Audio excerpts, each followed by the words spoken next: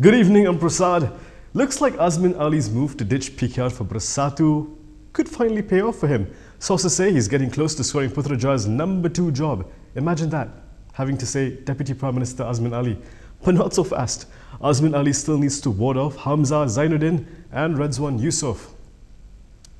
Gombak MP Azmin Ali is set to become the country's next Deputy Prime Minister, according to sources in Bersatu and Umno.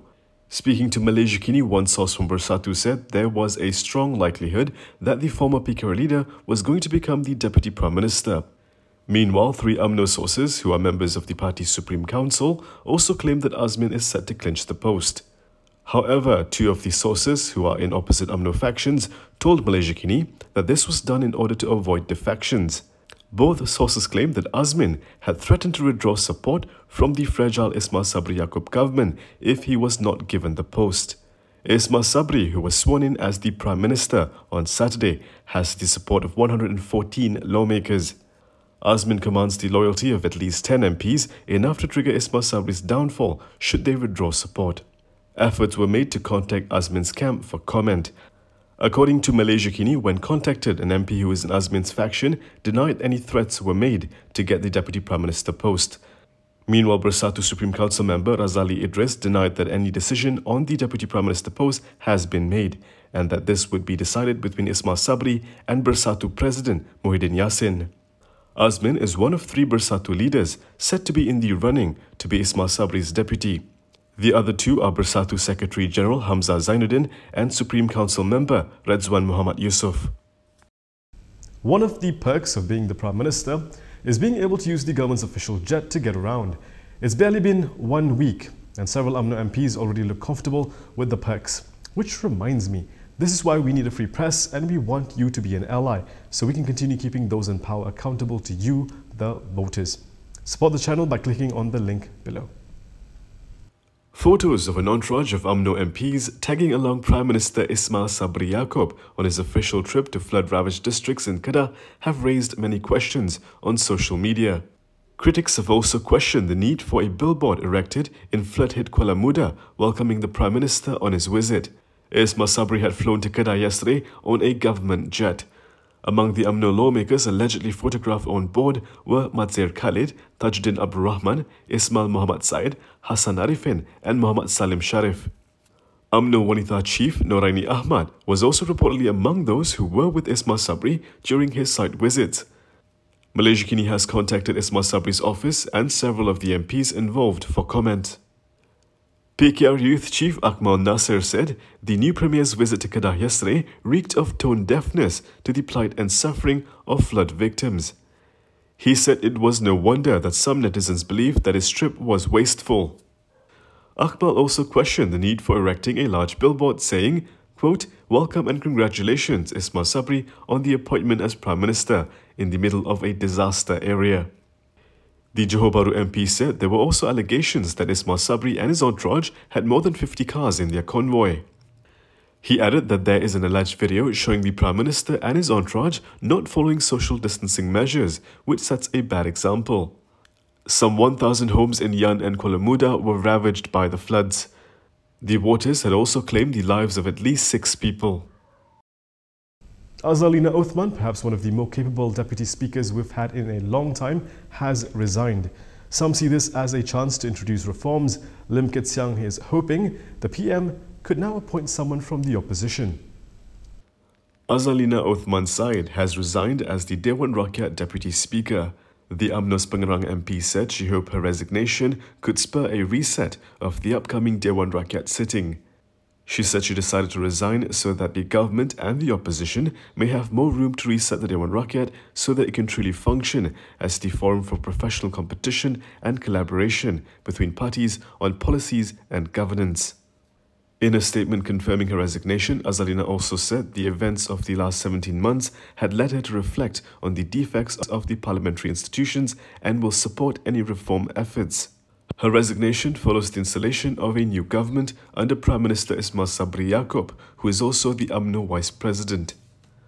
Azalina was among 15 UMNO MPs who had withdrawn support for Bersatu President Muhyiddin Yassin as the Prime Minister, leading to the collapse of his 17-month-old coalition government comprising Perikatan Nasional, BN, PAS, GPS, PBS and independent MPs. A total of 14 MPs out of the 15 UMNO MPs, including Azalina, returned to the coalition's fold after it was agreed that Ismail Sabri will be appointed as the new Prime Minister. It is unclear if Ismail Sabri will appoint Azalina to his cabinet. Prior to becoming the Dewan Rakyat Deputy Speaker, Azalina had vast experience in government. She served as the Youth and Sports Minister from 2004 to 2008 and later the Tourism Minister from 2008 to 2009. She was also tapped as the de facto Law Minister from 2016 to 2018.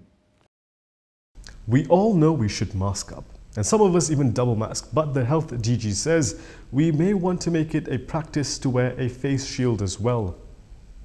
Face masks are mandatory in public places and when interacting with others. However, that may not be enough. This is why Health Ministry Director General Dr. Nur Hisham Abdullah is encouraging additional actions. Nur Hisham, who previously urged people to double mask, is now recommending the use of face shields. He said we need to adopt the practical application of face shields, which can be quickly and affordably produced and distributed. In a statement on Facebook, he added that it should be included as strategies to safely and significantly reduce transmission in the community setting. Nur Hisham, in his public appearances, have also been sporting double masks and a face shield. This is amid the emergence of more virulent and resilient COVID-19 variants. Good Morning G-Sure is the first plant-based and complete nutrition drink made in Malaysia.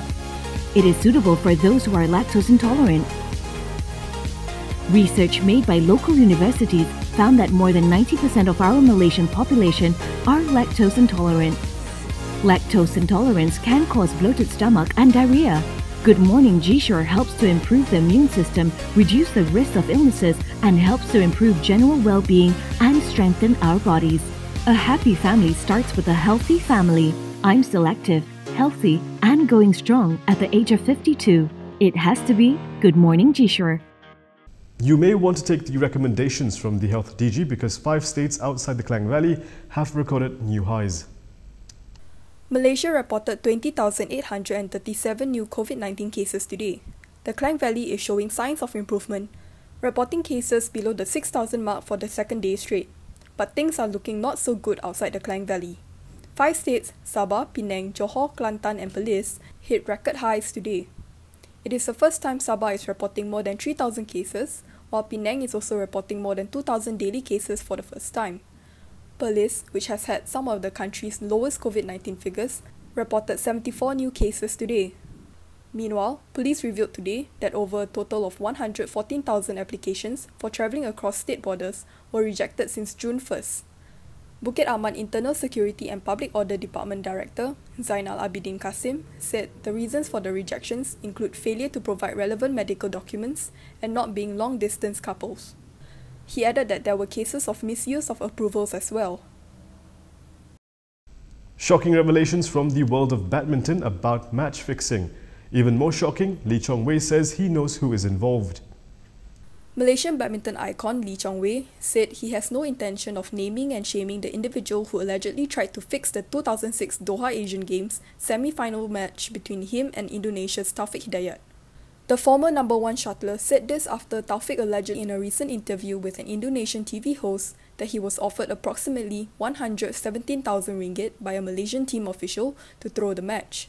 Speaking to News Straits Time, Lee said he was shocked by the revelation and contacted the Indonesian shuttler, who he referred to as a dear friend, over the issue. Lee was quoted as saying that for people like Taufik and himself, national pride always comes first. Lee also revealed that he knows who the person behind the alleged attempt is, but it's been so long since this took place.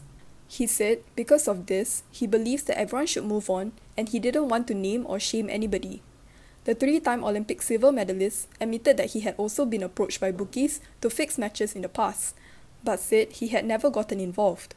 Like Lee, Taufik also did not reveal the identity of the team official. NST, in its reports, indicated that the official was believed to be a former national team player. And that is all from me today. For more stories, you can go to kinitv.com. You can also follow us on Instagram, Twitter, YouTube and Facebook for the latest news updates. If you'd like to support independent media, do consider subscribing to Malaysiakini.com. I'm Bersatu Michael. Thank you for watching.